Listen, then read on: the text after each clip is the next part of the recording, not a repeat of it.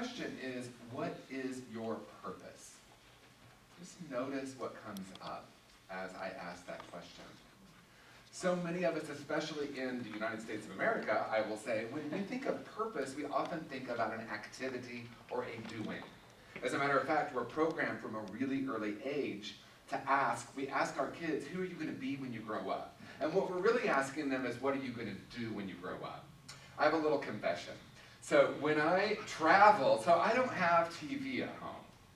So when I travel or I'm in a hotel room, which is more and more these days, I love to watch Game Show Network. That is my little secret. There's something about just watching Family Feud that allows me to relax. But I noticed something as I was watching it in my room last night. The host, Steve, was going to every person and said, so what do you do for a living? Every time he greeted someone, so what do you do for a living? Right? We're so focused on the doing that many of us have forgotten the being. Eckhart Tolle says our life has two different purposes, an inner purpose and an outer purpose. And the inner purpose is simply to awaken. And so many of us focus on the doing and have abandoned or forgotten the being. What if your purpose isn't about the doing at all? It's to simply wake up to the deepest truth of who and what you are, to recognize in a very profound way that love is who you are, Source is who you are, God is who you are. Thank you so much, Betty, for talking about love energy. That was a beautiful way to start the service today. Because what we know now is life is energy, and that matter is actually compressed energy. And what I love that's happening right now on our planet is science, and I'm going to say this very consciously, is starting to catch up with what the mystics and spiritual teachers have been saying for thousands of years. Right? We now are measuring energy and recognizing that this chair is not actually solid, and yet it holds us up. And when I believe my world is solid, then I would probably go the next step, which would be I can't change it. But what we recognize is that life isn't solid at all. And that what we focus on actually comes into manifestation. Quantum mechanics is showing us that. And the mystics and New Thought, ancient wisdom, has been saying it for so long. And that is, I have a choice where I put my focus. And it was so beautiful. Your prayer was so beautiful today, Ron, when you were listing what we see in the world and yet what we know from a much deeper level. We are a house with 4 rooms: physical, mental, emotional, and spiritual. And we're in this profound evolution in consciousness that's happening right now, where more and more of us are recognizing that the great reality, the great remembering, is that spiritual room. And when I say spiritual room, it's profoundly simple. We came into this world whole and perfect, precious little spiritual beings. And then we come into our family systems, our school systems, and yes, even many churches, and we get taught something very counter to that. We get taught about all those isms you spoke of. We get taught about our own limitations. We get taught what it means to be a little boy, what it means to be a little girl, what it means to be our race. So the spiritual journey is about returning. It's about coming home to that deeper truth. And for me, this experience is twofold. One, spending time in the silence, remembering that reality. Remembering the truth of who and what we are, and a recognition that as we live in that spiritual room, we actually change our physical environment. And if that feels a little bit too much, if that's a little bit too much of a stretch, we can say when we make a deep connection with the bedrock of our being, that essential truth, our perception of reality changes, and therefore our experience of the world changes. So I said it's a twofold process. The second process for me is I have to unlearn just about everything I've ever been taught on planet Earth.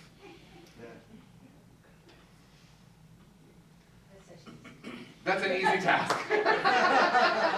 So that particular process can take a lifetime, and it can happen in an instant.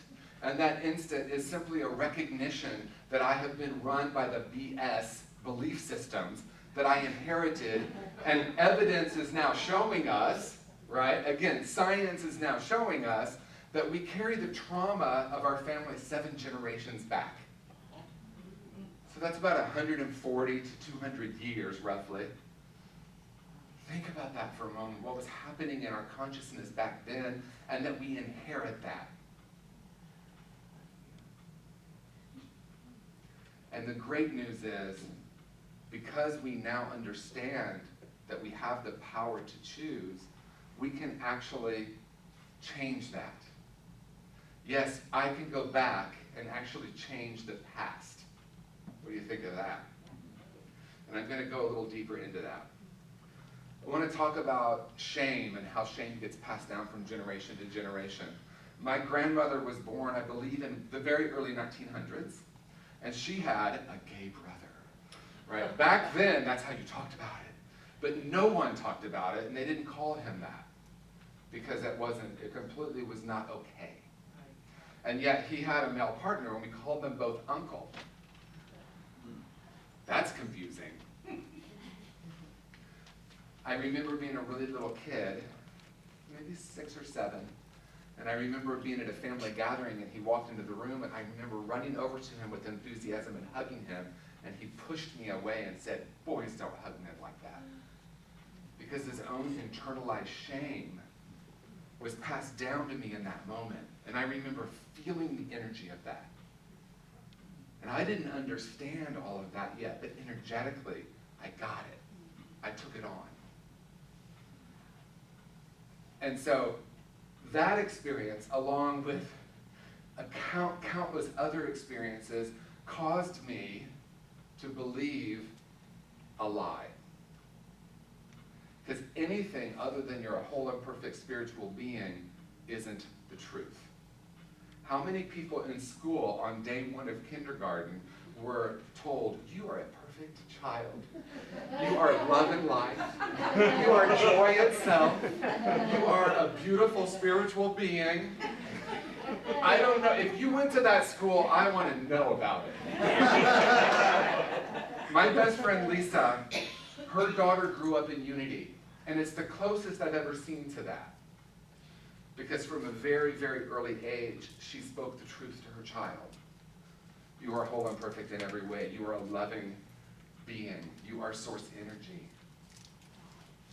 I watched her grow up, and I thought this was going to be fun to see in a tangible way the impact of that.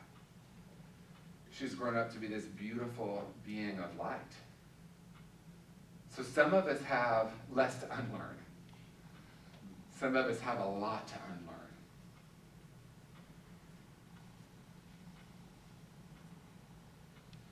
So what I'm talking about today is the energizing power of purpose. And if we recognize that our true purpose is simply to awaken to a greater reality, to the truth, the great remembering, returning to that source energy, we recognize that that is incredibly energizing. Because when I focus on the events of the world, what happens to my energy? Well, it depends on what I'm focusing on. There's so much love in the world. And so I want to speak for a moment about one of my favorite topics, and that is evidence and conclusion. Most of us believe that we come to a conclusion by gathering evidence, right? But what if it's the other way around? What if I'm holding a conclusion about myself and the world, and therefore I'm finding the evidence to support that conclusion? This is usually not conscious, by the way. If I believe the world is kind and loving, can I find evidence to support that? If I believe the world is brutal and hostile, can I find evidence to support that? I'm not saying let's all pretend like this isn't happening. What I'm saying is when I put my energy on the love that's happening in the world and the love energy that I am, I become energized and therefore a beneficial presence on the planet. Because what the world needs right now is each of us to wake up to that greater reality. Lao Tzu, 2,500 years ago, said it very simply, and it applies right now. The greatest gift you can offer the world is that of your own transformation. I haven't forgotten that I said we can change the past. I'm going to come back to that. Another way to say it is, it's never too late to have a happy childhood. And I'm going to say why. It's not what happened, it's what I decided about what happened that creates what I call reality. When I was early in my spiritual journey, I remember pretty obsessively wanting to go back to the past and figure out what happened. And I was calling my sisters, do you remember this event? Do you remember that? And what I discovered, because we might say, well, we all had different versions of the story. But the reality is we all had completely different stories. And I mean, they couldn't even be, they're not even, sometimes not even similar. I had an idea that Dad wasn't there for me. I had an idea that Dad was never home. I had an idea that Dad wasn't a loving man. Those were my ideas about him, and therefore I made a lot of decisions about myself, about men, and about the world based on that. My younger sister, when I asked her about our childhood, she said, isn't it amazing we had the most present and loving father?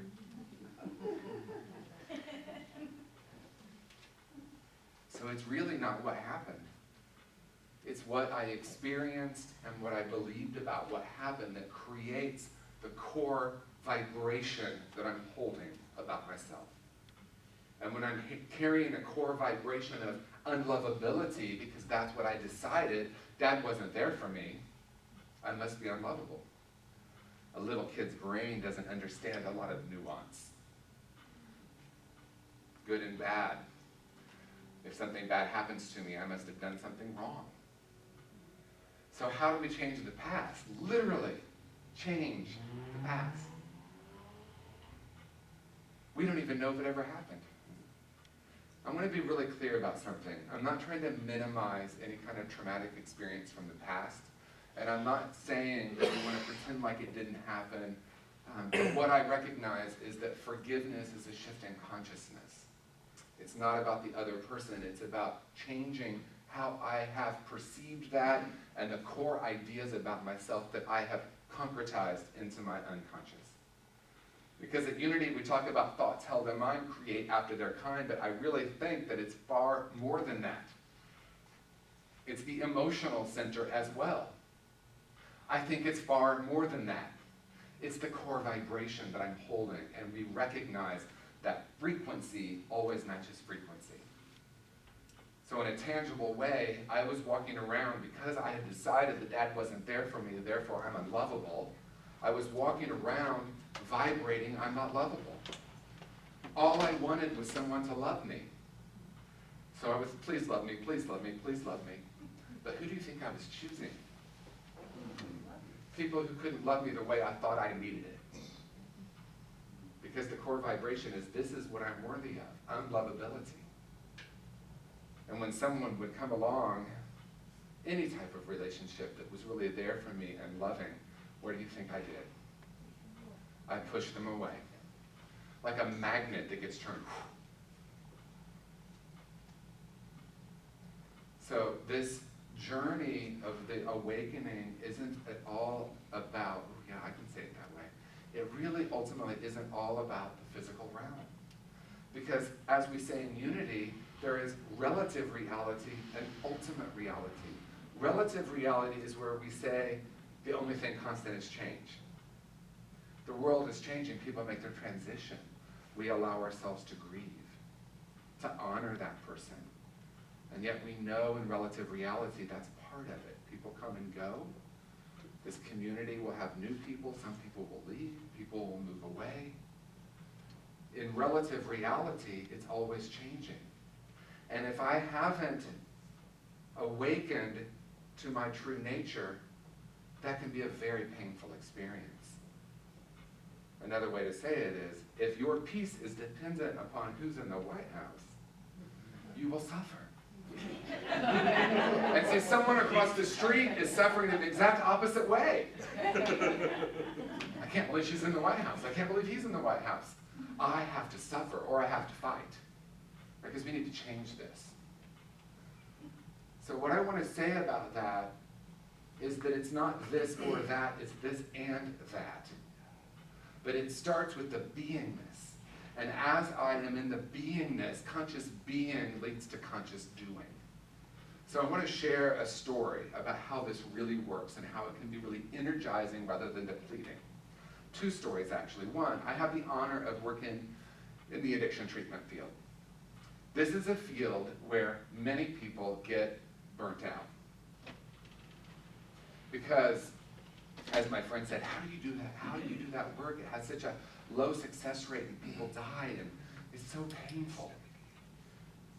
If I am not deeply connected with my spiritual essence, I will be drained by that. When I know who and what I am, I get to hold a space for someone else to know who and what they are. I don't do it, but I create the space. And the observer has a profound effect. So if I'm in the room diagnosing or looking for what's wrong, there's a higher probability that we'll find it. And the person that I'm sitting with has been told multiple times that there's something wrong with them. And they probably believe very deeply there's something wrong with them. So I can be energized by that work because I'm not as attached to the outcome or the physical manifestation as I once was. And to me, it's a practice. There's not a finish line. So if I notice I'm starting to feel drained, I just check in with myself. Oh, wow, I really want him to change right now. What could be more futile than wanting another person to do it my way? And how many decades did I spend doing that? I'll tell you. It wasn't until I was 40 where I was like, oh my gosh, I can't, I've got to let this go. Because it's so draining. So the energizing power of purpose is to simply recognize that my only real purpose is to know that deep truth. As Michael Beckwith says, to have an intimate relationship with our true nature. There's another story that I don't know where it went. So that's okay. My invitation for each of us is to take a look at all of those programs that we have been given and to feel the energy of those programs. Some of those things we were told,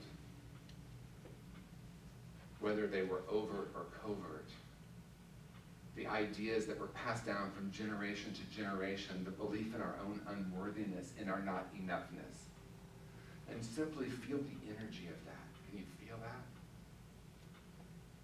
And I always ask the question, what would it be like to be free? What would it feel like?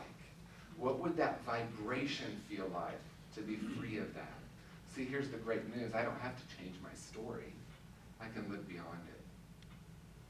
So when I say we can go back and change the past, I can simply recognize, sure, on one level of reality, this is what happened, this is what I decided, this is what the world is, but there's a whole different level of awareness that we can drop into that will create a powerful shift, not only in our individual lives, but in the world.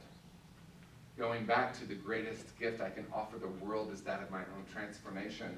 The greatest gift I can offer the world is my own knowing of who and what I am.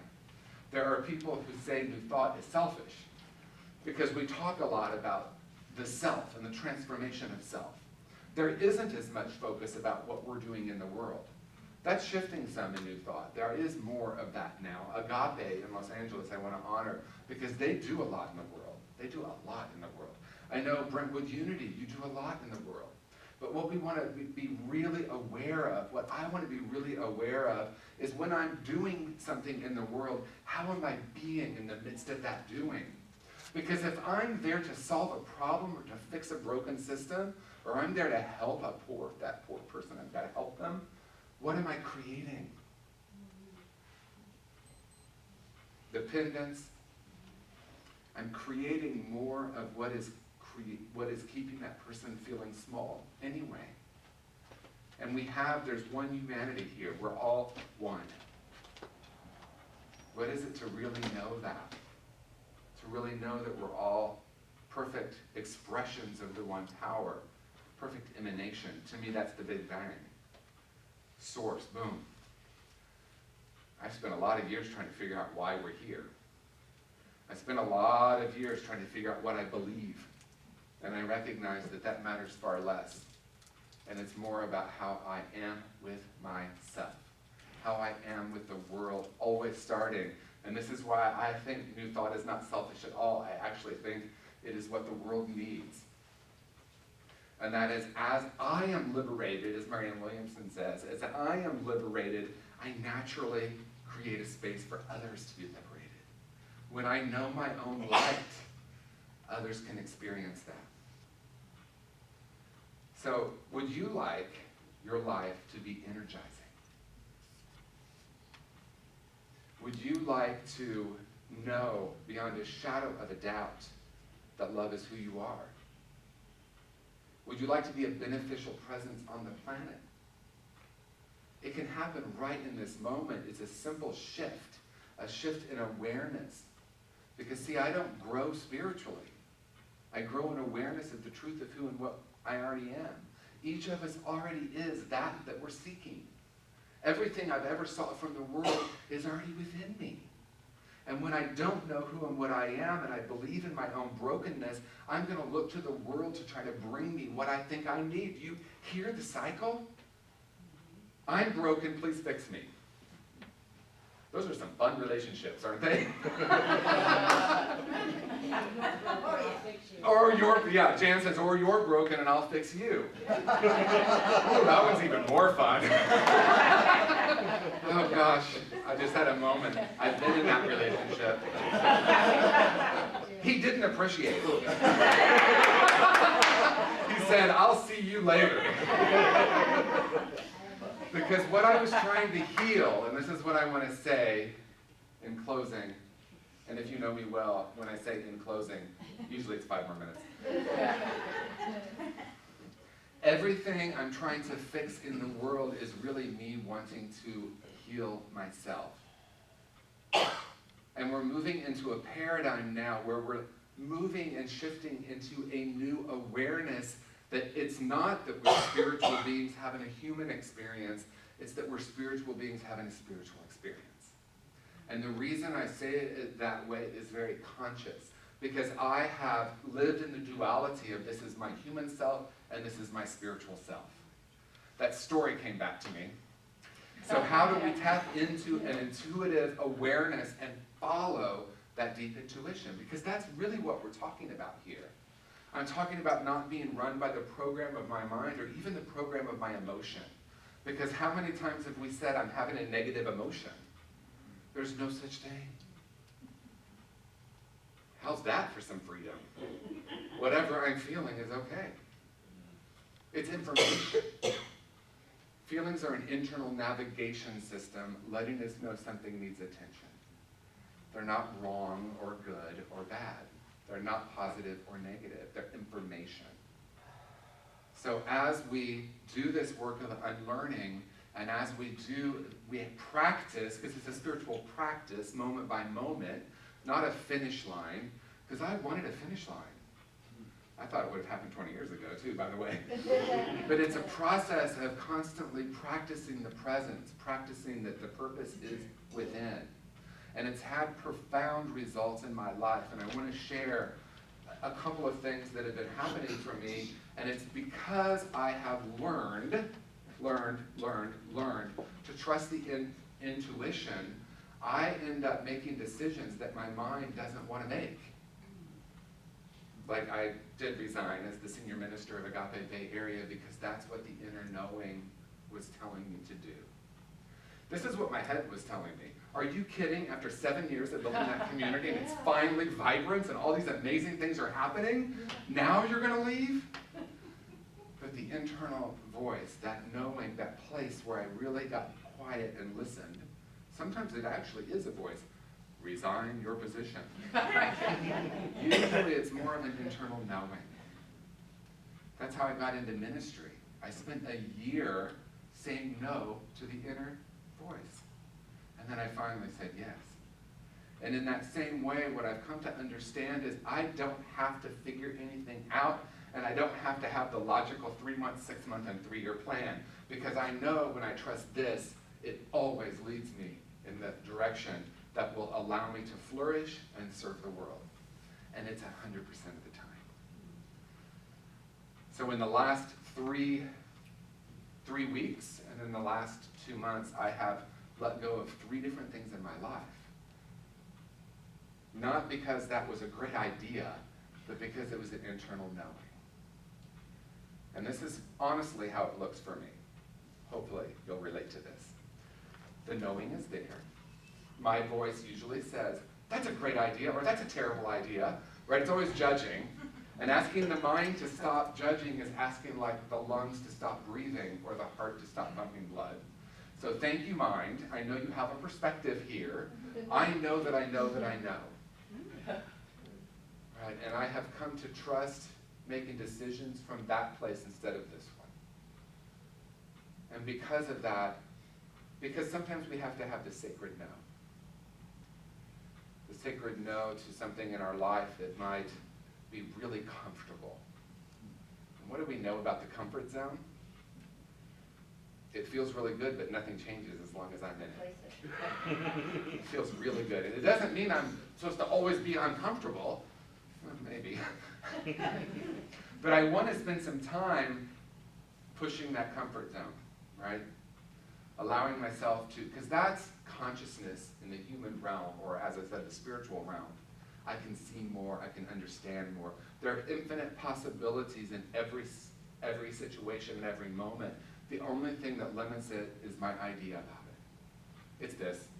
This is what I deserve. This is how much I can do. And what I have found is there is boundless energy in living in the question, what else is possible? In living in the knowing that there are infinite possibilities, and that as I say yes, as I open up, as I trust the inner voice, profound things happen in the outer realm. So everything I was ever seeking in the outer realm does start to happen. But it didn't happen from the outside in, it happens from the inside out. And what happens then too is I'm not clinging or averting. And then some moments I am. Some moments like, oh, I need this to, oh yeah, oh. Return to center. Return to center. That's depleting. This is energizing. Sometimes it's so profoundly simple. What brings you joy? What brings you that effervescent energy? Do more of that. Be more of that. What if we didn't have to figure anything out ever again? What if we didn't? Just know who we are, know what we are. So you are love, you are light, you are joy, you are God and Goddess expressing. Know that. Be that. Life is a great experiment. Are you willing to commit to this? Yes. Are you willing to be the love that you are for the rest of today? And if, why not? I love that. Why not? Right? Because we know what happens when we believe the program. I already know that one. That one's the comfortable one. So we're going to live in this love and light. We're going to live knowing this is who and what we are, and we're going to see what happens. Because it's an experiment, and it's an exciting journey that is very energizing. Every glance makes a difference. And I have glanced with love, and I have glanced with judgment. Judgment creates separation. Love creates connection. I'm deeply honored to be here. I just want to share how grateful I am for this particular community and the love that I feel every time I walk